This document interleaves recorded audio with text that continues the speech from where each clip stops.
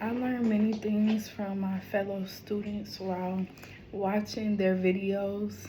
Also, the first thing that was very important that stood out to me is everybody mentioned the ACA, which is the Affordable Care Act, and the ADA, which is Americans with Disability Act. Um, these are very important because Chapter 11 talked about a lot about the Florida sober home and treatment industry. And those policies, they basically like increased reimbursement opportunities for, the behavioral services without fully anticipating how like fragmented oversight would be in states like Florida. For example, we talked about the Florida Shuffle, and we talked about how the patterns in which patients were cycled through, treatments in sober homes, they were often more for like money and not for help or for giving the care that everyone needed, which was very unfortunate.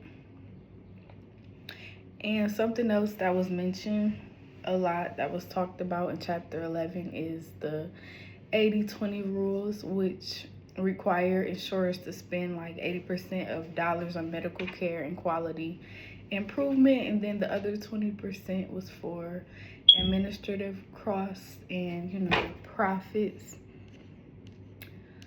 That was very important. And something else that we talked about was expansion of the ACA, which is also very important because another problem was people were denying like behavioral health claims, which is very unfortunate because it's something that more than likely they needed. And another thing we talked about is the rise of fraudulent urinalysis billing.